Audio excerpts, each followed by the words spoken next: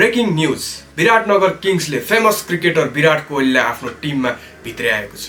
यो कुरा आजको दिनमा सुन्दाखेरि तपाईहरुलाई अचम्म लाग्न सक्ला, तर आउँदो भविष्यमा यो कुरा सत्य साबित हुनेछ। किन भन्दाखेरि विराटनगर किङ्सका टिम ओनरले आफूलाई विराटनगर किङ्सबाट विराट कोहलीलाई खेलाउने ठूलो सपना रहेको बताएका छन्। ड्रिम इन्टरनेशनल प्लेयर जसलाई चाहिँ कुनै दिन चाहिँ म विराटनगर किङ्समा भित्र्याउँछु विराट कोहली। उनले भविष्यमा विराटनगर किङ्सबाट किङ कोहलीलाई खेलाउने कुरा बाहिर ल्याएका छन्। उनलाई पत्रकारले सोधिएको प्रश्नमा उनले आफूलाई इन्टरनेशनल प्लेयरमा सबैभन्दा बढी भित्र्याउन मन लागेको खेलाडीको रूपमा विराट कोहलीको नाम लिएका थिए। अहिले त विराट कोहली बीसीसीआईको नियमले गर्दाखेरि कुनै पनि बाहिरी लिग खेल्न पाउँदैनन्, तर आउँदो भविष्यमा उनले इन्डियन क्रिकेटबाट सन्यास लिइसकेपछि बाहिर देशका लिगहरू पनि खेल्न पाउनेछन्। त्यो समयमा विराटनगर किङ्सले के विराट कोहलीलाई भित्राउला त? र विराट कोहली एनपीएल खेल्दाखेरि एनपीएल कतिौं सिजनमा पुग्छ होला? के लाग्छ तपाईलाई? कमेन्ट गर्न पनि नभुल्नु होला है त।